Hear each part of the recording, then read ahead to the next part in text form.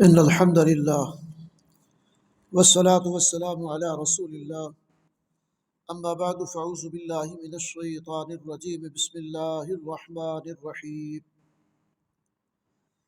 الحمد لله الذي خلق السماوات والأرض وجعل الظلمات والنور ثم الذين كفروا بربهم يعدلون صدق الله العظيم رب اشرح لي صدري ويسر لي امری واحلل عقدۃ من لسانی یفقہوا قولی اللهم الہمنی رشدی واعذ من شر نفسی۔ قابل صد احترام سامعین کرام، آج ہم اللہ رب العزت کے فضل و کرم کے ساتھ سورہ انعام کا مطالعہ شروع کر رہے ہیں۔ یہ سورہ مبارکہ بھی بڑی عجیب شان والی ہے۔ حضرت عمر رضی اللہ تعالیٰ عنہ کا قول ہے کہ قرآن مجید کی افضل ترین جو صورتیں ہیں ان میں سے یہ ایک ہے۔ حضرت عبداللہ بن عباس رضی اللہ تعالیٰ عنہ کا بیان ہے کہ یہ سورہ مبارکہ پوری کی پوری ایک ہی رات میں نازل ہوئی اور 70,000 فرشتے اللہ کا ذکر کرتے ہوئے اس سورہ مبارکہ کو لے کر نازل ہوئے۔ اس قدر شان والی یہ صورت ہے۔ اصل میں اس کا مرکزی مضمون ہے توحید، اور توحید کو مختلف پیرائی میں بیان کیا گیا ہے، مختلف اسلوب کے اندر۔ ہر دوسرے تیسرے رکوع، بلکہ ہر رکوع کے اندر جو ہے وہ توحید کا ذکر آتا ہے۔ تو توحید ظاہر ہے کہ پورے دین کی جڑ اور بنیاد ہے، اور اللہ رب العزت کو خود بھی سب سے زیادہ جو اس کی حمد و ثنا ہے وہ وحدہ لا شریک ہونے کے ناطے پسندیدہ ہے اس کے لیے۔ وہ مولانا محمد علی جوہر کا ایک شعر ہے کہ جس میں انہوں نے کہا کہ توحید تو یہ ہے کہ خدا حشر میں کہہ دے یہ بندہ دو عالم سے خفا میرے لیے۔ توحید تو یہ ہے کہ خدا حشر میں کہہ دے یہ بندہ دو عالم سے خفا میرے لیے ہے، یعنی قیامت کے دن اللہ بھی یہ گواہی دے دیں کہ یہ بندہ پوری دنیا میں حالت جنگ میں رہا صرف میری رضا کی خاطر، اس کو صرف فکر ہوتی تھی تو صرف میری رضا کی، میرا حکم ماننا ہے، میری منشا جو ہے اس پر عمل کرنا ہے۔ تو بہرحال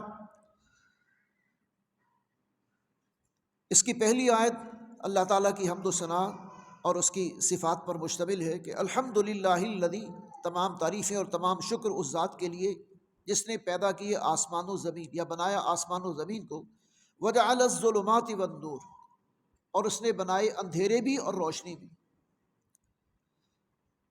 ثم الذین کفروا، پھر بھی یہ جو کافر ہیں، بربہم یعدلون، یہ اپنے رب کے ساتھ دوسروں کو برابر ٹھہراتے ہیں، یعنی جن کو برابر اللہ کے ٹھہرایا جاتا ہے انہوں نے کسی چیز کو پیدا نہیں کیا، نہ کسی چیز کے وہ خالق ہیں، نہ ان کا کوئی اختیار ہے، لیکن کفر کرنے والے اللہ کی یہ شانیں ہیں کہ آسمانوں کا، زمین کا وہ بنانے والا ہے، اندھیروں کا اور رات کا، یعنی سورج اور چاند ستارے یہ بھی سب اسی کے بنائے ہوئے ہیں۔ اس کے باوجود جو لوگ کافر ہیں، کفر کرتے ہیں، وہ اللہ کے برابر دوسروں کو ٹھہراتے ہیں، تو کوئی تک نہیں بنتی، کوئی ہمسری ہے ہی نہیں، کوئی برابری اللہ کی ہے ہی نہیں کسی بھی اعتبار سے، لیکن وہ کرتے ہیں۔ اچھا، اس کے بعد جو ہے وہ مشرکین نے ایک اعتراض نبی اکرم صلی اللہ علیہ وسلم کے حوالے سے یہ کیا، اس کا جواب پہلے رکوع میں دیا گیا ہے۔ وہ کہتے ہیں کہ اگر محمد اللہ کے رسول ہیں تو اللہ نے فرشتہ بنا کر کیوں نہیں بھیجا؟ اللہ کسی فرشتے کو بھیجتا نا، یہ انسانوں میں سے کسی انسان کو چن کر اسے نبی مقرر کر دیا گیا، تو وہ تو ہم جیسے انسان ہیں، ہم انہیں کیسے مان لیں کہ وہ اللہ کے نبی ہیں اور رسول ہیں؟ تو انہیں جواب دیا گیا کہ اگر اللہ کسی فرشتے کو بھی نبی اور رسول بنا کر بھیجتا تو وہ بھی انسانی حلیے کے اندر بھیجتا، انسانی شکل کے اندر بھیجتا، اس لیے کہ انسان کے لیے رول ماڈل انسان ہی ہو سکتا ہے، فرشتہ نہیں ہو سکتا۔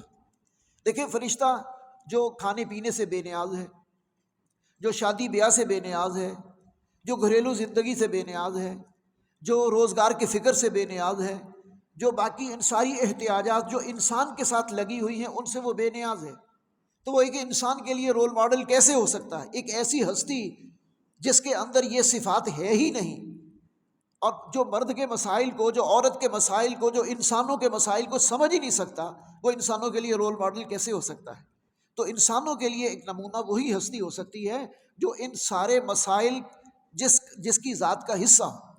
اب محمد رسول اللہ صلی اللہ علیہ وسلم کو اللہ نے مبعوث فرمایا، اللہ نے منتخب فرمایا، تو آپ صلی اللہ علیہ وسلم کے والدین بھی ہیں، آپ کے بیٹیاں بھی ہیں، بیٹے بھی ہیں، آپ کسی کے داماد بھی ہیں، کوئی آپ کا داماد بھی ہے، آپ کے کزنز بھی ہیں، آپ کے چچا اور خالائیں اور پھپھیاں بھی ہیں، یہ سارے رشتے ناتے ہیں۔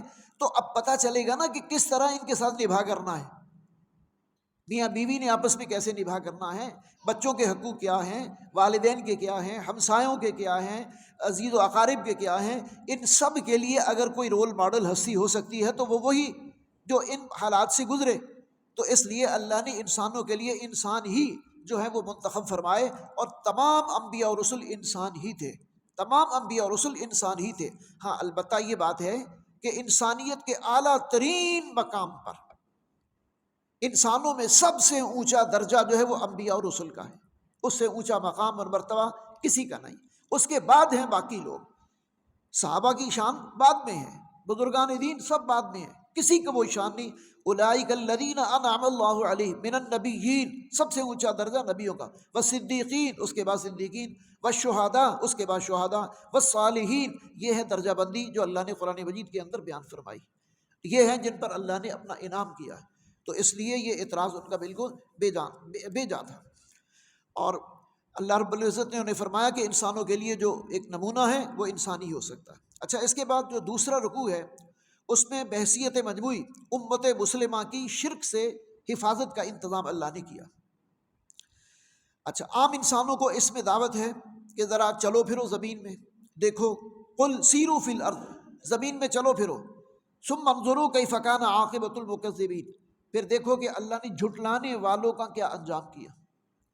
اللہ نے دنیا میں نبی اور رسول بھیجے انسانوں کی ہدایت اور رہنمائی کے لیے، انبیاء اور رسول نے جن لوگوں تک دعوت پہنچائی، جن پر حق واضح کیا، ان میں سے جو ایمان لائے ان کے لیے تو بشارتیں ہیں، جنہوں نے انکار کیا، مخالفت کی اور مخالفت پہ ڈٹے رہے، ضد اختیار کی، ان کا انجام کیا ہوا۔ قرآن مجید کے اندر ان کے واقعات آ رہے ہیں، آگے آ جائیں گے۔ قوم نوح 950 سال تک حضرت نوح علیہ السلام نے دعوت و تبلیغ کا کام کیا، انہوں نے ساتھ نہیں دیا، انجام کیا ہوا۔ قوم ہود، حضرت ہود علیہ السلام نے ان کے اندر ایک طویل عرصہ جو ہے وہ گزارا اور ان کو ایمان کی دعوت دی، وہ ایمان نہیں لائے۔ ویسے وہ قوم عاد تھی، ان کی طرف حضرت ہود علیہ السلام کو بھیجا گیا تھا، تو وہ ایمان نہیں لائے، ان کا انجام کیا ہوا؟ ان پر عذاب آیا۔ قوم صالح، یہ قوم سمود تھی جو قوم صالح کہلاتی ہے، تو ان کی طرف حضرت صالح علیہ السلام کو بھیجا، وہ ایمان نہیں لائے، ان کا انجام کیا ہوا؟ قوم لوط، یہ سدوم اور عمورہ کی بستیاں فلسطین کے جو ہیں وہ آس پاس اور یہ حجاز مقدس کے راستے پر، تو ان کی طرف حضرت لوط علیہ السلام کو بھیجا، تو وہ اگر ایمان نہیں لائے، انہوں نے انکار کیا، تو ان کے ساتھ کیا ہوا؟ حضرت شعیب علیہ السلام کا ذکر ہے، اسی طرح باقی انبیاء اور رسل کا۔ تو اللہ کہتا ہے قل سیروا فی الارض، یہ مشرکین مکہ جو محمد صلی اللہ علیہ وسلم پر ایمان نہیں لا رہے، اللہ کی وحدانیت کا اقرار نہیں کر رہے، بتوں کی پوجا نہیں چھوڑ رہے، انہیں کہیں ذرا چلیں پھرے زمین میں۔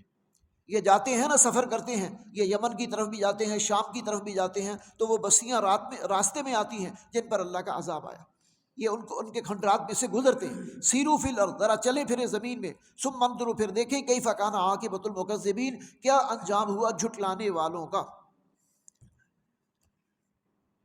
آگے نبی اکرم صلی اللہ علیہ وسلم کی دلجوئی کے حوالے سے بھی کہا جا رہا ہے، اور عام انسانوں کے لیے بھی ایک اس میں سبق ہے کہ دیکھیں، نفع نقصان کا مالک اللہ ہے، کوئی کسی کو اس وقت تک نقصان نہیں پہنچا سکتا جب تک اللہ کی مشیت نہ ہو، اللہ کی مرضی کے بغیر کوئی کسی کو نقصان نہیں پہنچا سکتا۔ اس لیے دوسروں سے ڈرنا، ان کا خوف اپنے اوپر اس قدر سوار کر لینا کہ آدمی سمجھے کہ شاید یہ میرے نفع نقصان کے مالک ہیں، اب میں حق بات بھی نہ کہوں، اب میں جو کام کرنا چاہتا ہوں وہ بھی نہ کر پاؤں، تو ایسا نہیں ہے. فرمایا وَإِن يَمْسَسْكَ اللَّهُ بِضُرٍّ فَلَا كَاشِفَ لَهُ وَإِن يَمْسَسْكَ اللَّهُ بِضُرٍّ. اور اے نبی صلی اللہ علیہ وسلم اگر آپ کو دے کوئی تکلیف تو اسے اللہ کے سوا کوئی دور کرنے والا نہیں. وَإِن يَمْسَسْكَ اللَّهُ بِضُرٍّ. اور اگر اللہ آپ کو دے کوئی تکلیف، اللہ کی طرف سے کوئی تکلیف آپ تک پہنچے، فلا کاشف لہ، اسے کوئی دور کرنے والا نہیں سوائے اس کے، یعنی اللہ ہی اس تکلیف سے نجات دے سکتے ہیں جو اللہ کی طرف سے آزمائش آئے، تکلیف آئے، نقصان آئے. وَإِن يَمْسَسْكَ بِخَيْرٍ. اور اگر اللہ آپ کو کسی بھلائی سے نوازے، فَهُوَ عَلَى كُلِّ شَيْءٍ قَدِيرٌ. تو وہ ہر چیز پر قادر ہے، خیر بھی اسی کے ہاتھ میں ہے، شر بھی اسی کے ہاتھ میں ہے. مکہ والے آپ کی مخالفت کر رہے ہیں، یہ آپ کو گزر نہیں پہنچا سکتے، یہ آپ کو نقصان نہیں پہنچا سکتے جب تک اللہ نہ چاہے. اور اللہ تبارک و تعالیٰ نے آپ کی حفاظت کا پورا انتظام کیا، اور مکہ والوں کے شر سے آپ کو بہت حد تک جو ہے وہ بچا کے رکھا. آپ پر آزمائشیں آئیں، آپ کو ستایا گیا، آپ کو جو ہے وہ تکلیفیں دی گئیں، لیکن یہ ہے کہ جس طرح پہلے نبیوں کے ساتھ ہوا، آپ صلی اللہ علیہ وسلم کو اللہ رب العزت نے بہت حد تک ان کے شر سے محفوظ رکھا مکہ والوں کے. اسی طرح پھر فرمایا گیا کہ کل من ما فی السماوات والارض قل اللہ. ان سے ذرا پوچھئے یہ جس زمین و آسمان کے اندر ہے یہ سب کچھ کس کا ہے، اس کا خالق کون ہے، اسے کس نے بنایا؟ تو ان کے پاس کسی کے پاس کوئی جواب نہیں ہے. ان کو جواب دے دیجئے کہ وہ سب کچھ اللہ ہی کا بنایا ہوا ہے. قل اللہ، اس کا جواب اللہ، کہ اللہ ہی ہے ہر چیز کا خالق اور پوری نظام کائنات کو جو ہے وہ چلا رہا ہے.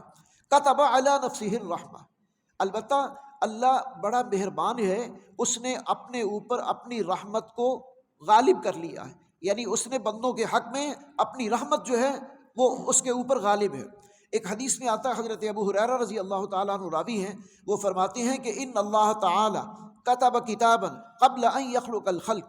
اللہ تعالیٰ نے مخلوق کی، یعنی تمام مخلوقات جب پیدا کی تو ان کے پیدا کرنے سے پہلے ان اللہ تعالیٰ کتب کتابا، ایک تحریر لکھی، اور وہ اس کے عرش کے اوپر لکھی ہوئی ہے. فہو مکتوب عند العرش، وہ اس کے مکتوب عرش پر لکھی ہوئی ہے. وہ کیا ہے؟ ان رحمتی، میری رحمت، سبقت علی غضبی، میرے غصے پر غالب رہے گی. میری رحمت میرے غصے پر غالب رہے گی. یہ اللہ تعالیٰ کی رحمت کا پرتو ہے جس کی وجہ سے فوراً پکڑ نہیں آتی. انسان کتنے گناہ کرتا ہے، کتنی نافرمانیاں کرتا ہے، کتنی منمانیاں کرتا ہے، لیکن اس کے باوجود اللہ رب العزت جو ہے وہ اپنی رحمت کا معاملہ فرماتے ہیں، اسے مہلت دیتے ہیں، اسے اصلاح کا موقع دیتے ہیں، اسے توبہ کا موقع دیتے ہیں.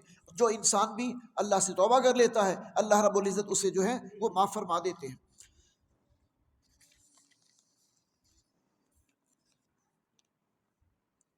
یہودیوں اور عیسائیوں نے اپنے پیغمبروں کے ساتھ بھی یہ ظلم کیا کہ انہوں نے انبیاء اور رسل کی محبت میں ان کو، یعنی جو ہے وہ غلو کا شکار ہو کر ان کو ابناء اللہ کا درجہ دے دیا، انہیں اللہ کے بیٹوں کا درجہ دے دیا. یہ انبیاء اور رسل کی محبت یا کسی بھی شخصیت کی محبت، اس کے اندر بھی غلو کا پہلو نہیں ہونا چاہیے. غلو ہوتا ہے حد درجے سے تجاوز کر جانا کسی کی محبت میں، اور اس کو پھر الہ کا درجہ دے دینا، اس کے بارے میں سمجھنا کہ اب یہ نفع نقصان کا مالک ہے، اس کے اندر کوئی الوہیت کی صفات جو ہے وہ پیدا ہو گئی ہیں. تو یہ ایک کفر اور شرک ہے اور اس سے منع کیا گیا. قریش کا طرز عمل بیان کیا جا رہا ہے تیسرے رکوع میں کہ سرداران قریش بظاہر تو غور سے نبی اکرم صلی اللہ علیہ وسلم سے قرآن کا بیان سنتے، لیکن بعد میں کہتے کہ یہ تو محض گزشتہ قوموں کی داستانوں کا بیان ہے. وہ خود بھی گمراہ ہوتے اور دوسروں کو بھی گمراہ کرتے، دعویٰ کرتے کہ اصل زندگی بس دنیا ہی کی زندگی ہے اور اس کے بعد کوئی زندگی نہیں. ان کا دعویٰ یہ تھا کہ بس یہی زندگی ہے، انسان مر گیا، کھپ گیا، مٹی میں مل گیا، اب دوبارہ اٹھائے جانے کا کوئی تصور نہیں ہے. انہیں بتایا جا رہا ہے قرآن مجید میں، کاش وہ تصور کریں کہ جب روز قیامت وہ اللہ کے سامنے کھڑے ہوں گے، اللہ پوچھے گا کیا آخرت کی یہ زندگی حق ہے یا نہیں؟ بتاؤ، تم آخرت کا انکار کرتے تھے، آج اللہ کے حضور قبروں سے نکال کے کھڑے کر دیے گئے، اب جو کچھ کیا ہے اس کا جواب دینا پڑے گا، اب بتاؤ یہ حق ہے کہ نہیں ہے؟ اور اس وقت کو مانیں گے اس وقت وہ مانیں گے کہ ہاں یہ سب کچھ حق ہے، لیکن اس وقت ان کا حق کو ماننا انہیں فائدہ نہیں دے گا۔ مرنے کے بعد اٹھائے جانے سے آنکھوں دیکھ کر مانیں گے، دنیا میں انبیاء اور رسول کی دعوت کے نتیجے میں آخرت کو نہیں مانا۔ اور اگر انہیں انبیاء اور رسول کے واقعات سنائے جاتے کہ دیکھو پہلی قوموں پر عذاب آیا، تو کہتے یہ تو ان کے قصے کہانیاں ہیں جو ہمیں پڑھ پڑھ کر سنائے جاتے ہیں۔ اور دنیا کی زندگی پر جو خاتمہ ہوتا ہے یعنی موت کے ذریعے سے، بس وہی موت ہے، اس کے بعد مل جائیں گے، مٹی میں خاک ہو جائیں گے اور دوبارہ کبھی نہیں اٹھایا جائے گا۔ تو کل قیامت کے دن جب دوبارہ قبروں سے اٹھائے جائیں گے پھر ان سے پوچھا جائے گا کہ اب بتاؤ یہ حق ہے کہ نہیں۔ اچھا، اس کے بعد ان کا ایک اور طرز عمل ہے جو اگلے رکوع کے اندر بیان کیا گیا۔ یہ مشرکین مکہ نبی اکرم صلی اللہ علیہ وسلم سے مطالبہ کرتے تھے معجزہ دکھانے کا، کہ اگر آپ اللہ کے سچے رسول ہیں تو ہماری فرمائش کے مطابق کوئی معجزہ دکھائیں۔ فرمائش کیا تھی؟ یہ کوہ فران، یہ پہاڑ جو ہے یہ سونے کا بن جائے۔ اور کیا فرمائش ہے؟ کہ یہاں کوئی جو ہے وہ ایک ایسا باغ جو ہے وہ زمین کے اندر لگ جائے کھجوروں کا یا کسی پھلدار درختوں کا کہ جو آنے واحد میں جو ہے وہ تیار ہو جائے۔ مختلف قسم کے جو ہے وہ مطالبے آپ صلی اللہ علیہ وسلم سے کرتے۔ آپ بسا اوقات ان کے مطالبات کی وجہ سے اللہ تعالیٰ سے دعا بھی کرتے کہ ان کی خواہش کے مطابق کوئی معجزہ دکھا دیا جائے تو شاید یہ ایمان لے آئیں، لیکن اللہ تعالیٰ نے سختی سے منع کر دیا کہ ان کی ڈیمانڈ پر ان کو معجزہ نہیں دکھایا جائے گا، ایسا نہیں کیا جائے گا، اس لیے کہ آج تک کوئی قوم معجزہ دیکھ کر ایمان نہیں لائی۔ آج تک کوئی قوم معجزہ دیکھ کر ایمان نہیں لائی۔ قوم صالح نے مطالبہ کیا تھا حضرت صالح علیہ السلام سے کہ یہ پہاڑ ہے ان کی بستی کے پاس، یہ شک ہو اس میں سے ایک اونٹنی، گابن اونٹنی برآمد ہو تو ہم مان لیں گے کہ آپ اللہ کے رسول ہیں۔ حضرت صالح علیہ السلام نے انہیں بتایا کہ دیکھو اگر اللہ نے وہ معجزہ دکھا دیا اس کے بعد بھی تم ایمان نہ لائے تو پھر تم پر اللہ کا عذاب آ جائے گا۔ انہوں نے کہا ضد پر اڑے رہے کہ نہیں ہم نے وہ معجزہ دیکھنا ہے۔ حضرت صالح علیہ السلام نے دعا کی، اللہ نے وہ معجزہ دکھا دیا۔ اب دیکھنے کے بعد بھی وہ ایمان نہ لائے تو پھر انہیں کہا گیا کہ اب جو اچھا ایک یہ، دوسرا یہ ہے کہ انہوں نے پھر اللہ کی اونٹنی کو، وہ اللہ کی اونٹنی ان کے لیے آزمائش بن گئی، اس کا ذکر ویسے آگے آئے گا۔ تو انہوں نے اللہ کی اونٹنی کو نقصان پہنچایا، پھر ان کی مہلت ختم ہو گئی اور اللہ نے ان کو موقع دیا کہ اب 3 دن تک اپنے گھروں کے اندر بند رہو، اب تمہارے اندر مہلت تمہاری ختم ہو گئی، اب اللہ کا عذاب آئے گا۔ اس کے بعد ان کے اوپر عذاب آیا اور وہ پوری قوم ہلاک کر دی گئی۔ تو نبی اکرم صلی اللہ علیہ وسلم کو بھی یہ بتایا گیا کہ یہ ان کو مہلت دینا ان کے حق میں بہتر ہے۔ اگر آپ جو معجزہ کہہ رہے ہیں، ان کا منہ معجزہ مانگا معجزہ ان کو دکھا دیا گیا، پھر بھی اگر آپ پر ایمان نہ لائے تو پھر ان کو عذاب دیا جائے گا، یعنی پھر ان کی جڑ کاٹ دی جائے گی۔ لیکن یہ ہے کہ وہ بار بار معجزے کا تقاضا کرتے تھے اور نبی اکرم صلی اللہ علیہ وسلم کو اللہ نے منع کر دیا کہ معجزہ نہیں دکھایا جائے گا۔ تو اب اس کیفیت میں آپ صلی اللہ علیہ وسلم ایک ذہنی اذیت کے اندر تھے کہ ان کی ڈیمانڈ ہے معجزہ دکھائیں، اللہ کہتا ہے کہ نہیں دکھایا جائے گا، تو ایک عجیب کشمکش تھی۔ تو اس کے نتیجے میں پھر انہیں تمثیل کے ساتھ سمجھایا گیا کہ اگر یہ معجزہ دیکھنا چاہتے ہیں، یہ کائنات معجزوں سے بھری پڑی ہے، ان پر غور کر لیں۔ اگر معجزہ دیکھ کر ہی ایمان لانا ہے، یہ سورج اللہ کا معجزہ نہیں ہے، یہ چاند اللہ کا معجزہ نہیں ہے۔ اچھا، پھر اور ایک مثال دی بڑی خوبصورت، یہ پرندے جو فضا میں چلتے اڑتے ہیں اور وہ قطار بنا کے اڑتے ہیں اور ان کے اندر جو ڈسپلن ہے وہ کس نے قائم کر دیا؟ یہ ان کی تربیت کس نے کی ہے؟ یہ معجزات میں سے ہیں۔ چیونٹیاں جو اپنی بلوں کو جاتی ہیں تو کس طرح ان کی جو لیڈر ہوتی ہے وہ آگے ہوتی ہے اور پوری پیچھے جو ہے وہ چل رہی ہوتی ہے۔ تو یہ پرندے جو قطاریں بنا کے اڑتے ہیں، یہ جو حشرات الارض قطاروں کی شکل میں چلتے ہیں، ان کے اندر بھی تمہارے لیے نشانیاں ہیں، تم غور تو کرو۔ تم اگر خدا کو پہچاننا چاہو تو پوری کائنات معجزات کے ساتھ بھری پڑی ہے، ایک ایک چیز جو ہے وہ معجزہ ہے اس کی۔ تو اس لیے اللہ کہتے ہیں کہ ان کو کوئی خاص اور اسپیشل معجزہ جو ہے وہ ان کی ڈیمانڈ پر نہیں دکھایا جائے گا۔ یہ اگر مانتے ہیں تو ٹھیک، ورنہ یہ ہے کہ اللہ ان کے بارے میں فیصلہ فرمائے گا۔ تو اسی طرح فرمائشی معجزہ جو ہے ان کو دکھانے سے انکار کیا گیا۔ اچھا، اس کے بعد اگلا رکوع ہے جس میں رکوع نمبر 5 ہے، اس میں اللہ رب العزت کی ایک اور سنت کا بیان ہے کہ اس نے جس بھی کسی قوم میں رسول بھیجا تو قوم پر ساتھ ہی کوئی آفت بھی نازل کی۔ یہ بھی بڑی عجیب بات ہے کہ جیسے اللہ رب العزت نے جب بھی کسی قوم کی طرف کوئی رسول بھیجا تو اس پر پھر کوئی نہ کوئی آفت نازل کی تاکہ لوگوں کے دلوں میں خوف خدا اور رقت پیدا ہو سکے اور وہ رسول کی دعوت کی طرف متوجہ ہوں۔ بدقسمتی سے قوموں نے آفات سے سبق حاصل نہیں کیا، شیطان نے ان کے برے اعمال کو مزین کر دیا ان کے لیے۔ آخرکار اللہ نے بڑے عذاب کے ذریعے سے ایسی قوموں کو پھر صفحہ ہستی سے مٹا دیا۔ یہ اللہ کی سنت کیا ہے؟ اللہ جب کسی قوم کی طرف کوئی رسول بھیجتا ہے پھر اس قوم کو کسی نہ کسی آزمائش میں بھی مبتلا کرتا ہے تاکہ وہ آزمائش میں مبتلا ہو کر اللہ کے اس نیک بندے کے پاس آئیں اور اللہ سے رجوع کریں اور اللہ سے اپنے گناہوں کی معافی مانگیں۔ لیکن جب وہ اللہ کی طرف سے آنے والی آزمائشیں ان سے وہ سبق حاصل نہیں کرتے اور وہ سمجھتے ہیں کہ نہیں ہم جو کر رہے ہیں ٹھیک ہے، ہم نے جو ان کی باتیں ہیں ان پر کوئی توجہ نہیں دینی، ان پر جو ہے وہ ہم نے لبیک نہیں کہنا، تو پھر وہ نتیجتاً اللہ کے عذاب کی پکڑ میں آ جاتے ہیں۔ اور اسی طرح نبی اکرم صلی اللہ علیہ وسلم کے بارے میں کہ وہ کہتے تھے کہ اگر آپ اللہ کے نبی تو ہمیں کوئی معجزہ دکھائیں، تو آپ صلی اللہ علیہ وسلم کا فرمانا تھا کہ دیکھیں میں اس طرح کا کوئی دعویٰ تو کرتا نہیں ہوں کہ میرے ہاتھ میں غیب کے خزانے ہیں یا میں کسی چیز کا بنانے والا ہوں یا میں اپنے اختیار سے کچھ کر سکتا ہوں۔ معجزات کے حوالے سے ایک اصول سمجھ لیجئے، دیکھیں اللہ رب العزت انبیاء اور رسل کی تائید میں معجزات نازل فرماتے رہے، کسی نبی کا اختیار نہیں ہوتا تھا کہ وہ جب چاہے معجزہ جو ہے وہ دکھا دے۔ یہ معجزہ اللہ رب العزت رسولوں کی، نبیوں کی تائید اور نصرت میں نازل فرماتے رہے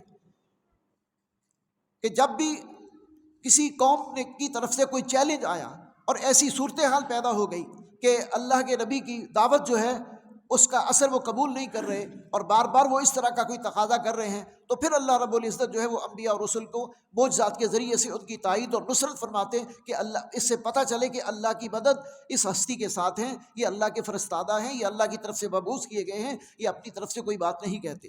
تو لوگوں کا حال یہ تھا کہ وہ آپ نے کہا کہ دیکھو میں فرشتہ ہونے کا دعویٰ بھی نہیں کر رہا، میں یہ نہیں کہتا کہ میں جو ہے میرے ہاتھ میں زمین و آسمان کے خزانے ہیں، میرا دعویٰ تو یہ ہے کہ میں رسول ہوں، مجھ پر وحی آتی ہے اور میں اللہ کا پیغام تم تک پہنچاتا ہوں۔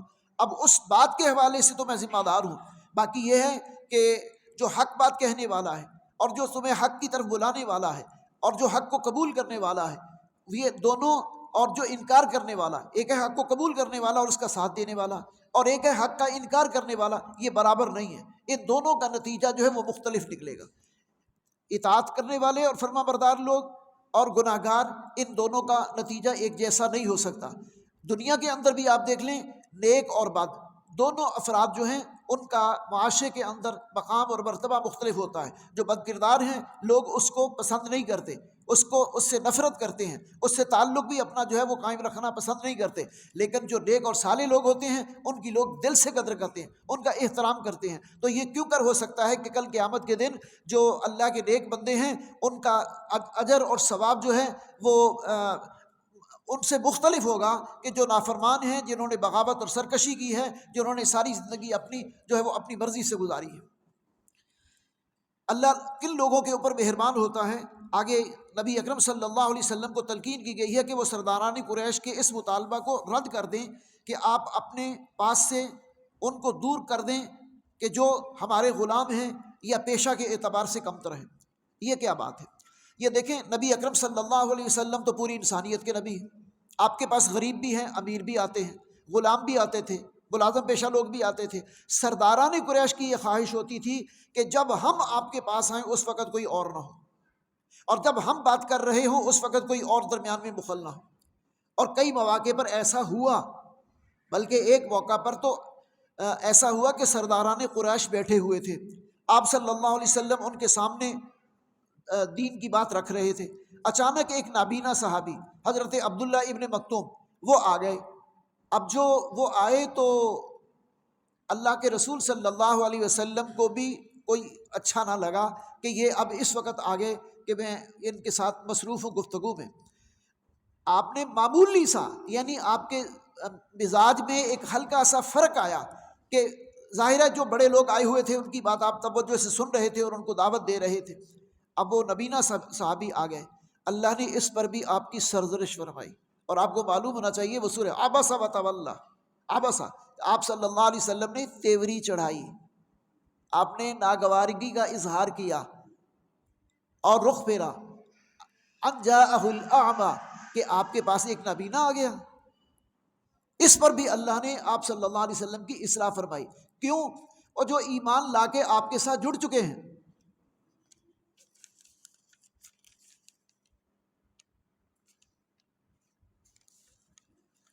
جو آپ کے ساتھ جڑ چکے ہیں ان کی قدر کرنی چاہیے،